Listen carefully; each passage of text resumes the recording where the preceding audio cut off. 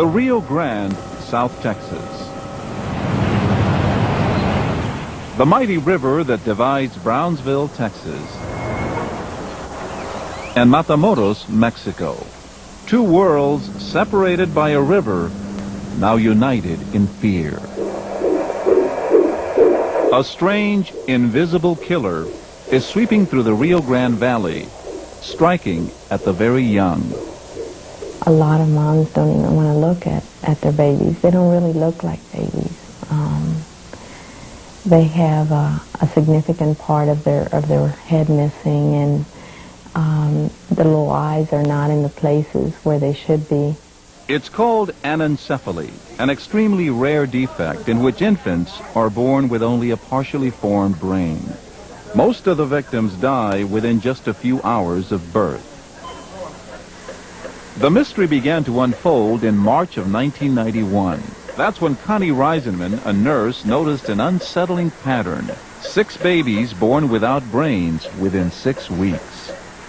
It doesn't seem like a fluke of nature. There has to be something going on. I had just had a 6-month-old child, and I thought it could have been me.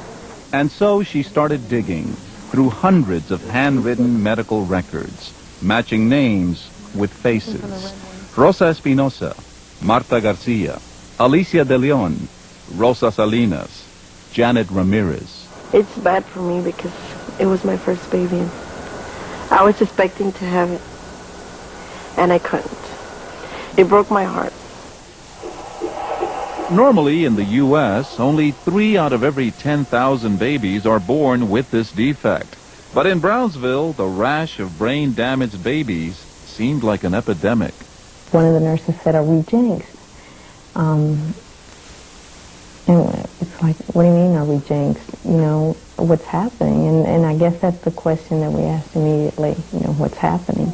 Stick out your tongue, stick it out. Dr. Carmen Rocco normally treats poor children in Brownsville. When she joined the investigation, she discovered that most of the mothers lived within 2 miles of the Rio Grande. Each one of these red dots shows the place where a mother lived at the time that they conceived their babies. She had found the largest cluster of anencephalies ever known, 19 babies born without brains in just a year and a half. An investigation is barely underway, but already preliminary data indicates that the cause of this epidemic in birth defects may be environmental, and an ever-increasing number of doctors and scientists are blaming an industrial revolution now underway just across the Rio Grande in Matamoros, Mexico.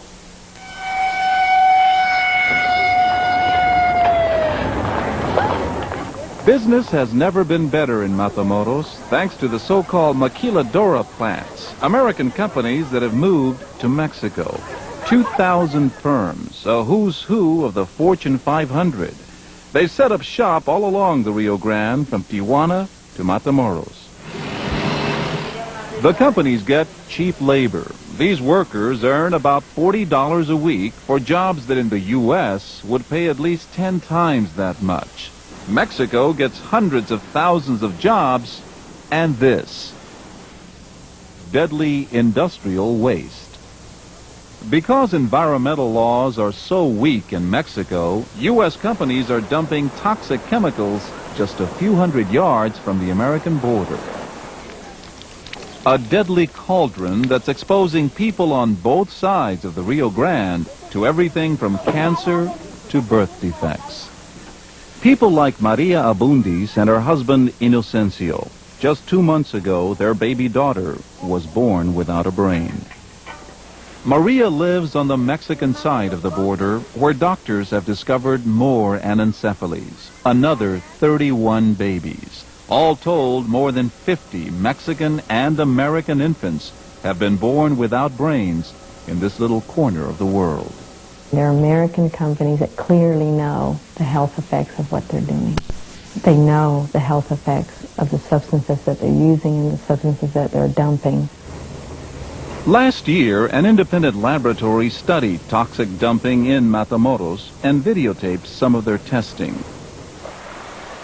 Among the deadliest toxins they found was xylene, which is used to make industrial solvents. Medical researchers have linked the molecules of this hydrocarbon to brain defects, like anencephaly. At this General Motors plant, xylene was found at 6,000 times the amount allowable in the U.S. And at the Stepan Company, an American chemical firm, xylene tested at 62,000 times the U.S. limit. You've got to figure out where 62,000 times the levels and 6,000 times the level of organic solvents, where is that going to go? Too often, it goes from the American maquiladora plants right into the air. Welcome to the city dump in Matamoros, Mexico. Thanks to the maquiladoras, this is now one huge industrial wasteland. In the U.S., this kind of open-air burning is illegal, but not in Mexico. And that makes it easier for American companies to unload their deadly trash here. The problem? Prevailing winds carry these highly toxic fumes all the way across the border to Brownsville, Texas. And American environmental laws can't do anything about that. Just 1 hour's exposure to these fumes made our entire crew sick for 4 days. Why can't you stop this kind of pollution coming in across the border to Brownsville? Well, you know, we can't just build a fence or a glass wall, if you will, down the middle of the Rio Grande.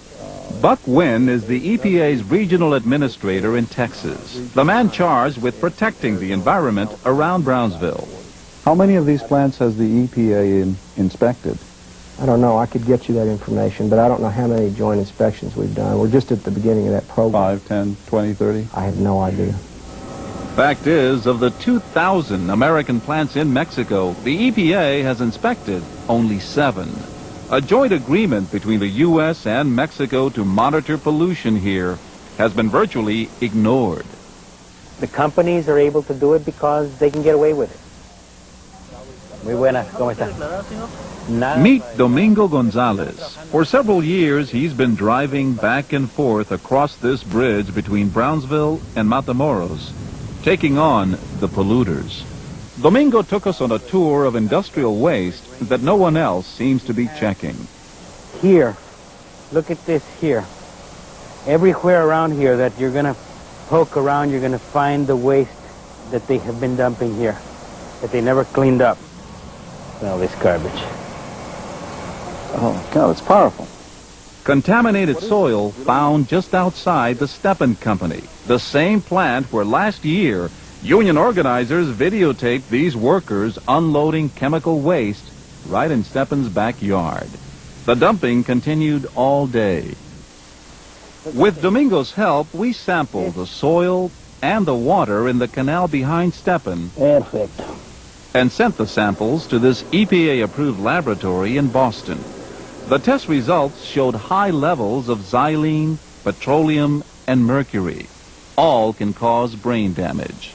If this were in the United States, we would require the company responsible to pay for the cleanup. But Stepan denies responsibility for the hazardous waste in this neighborhood. Next door at the Retzloff Pesticide Company, we found an open pond with high levels of benzene, known to cause leukemia.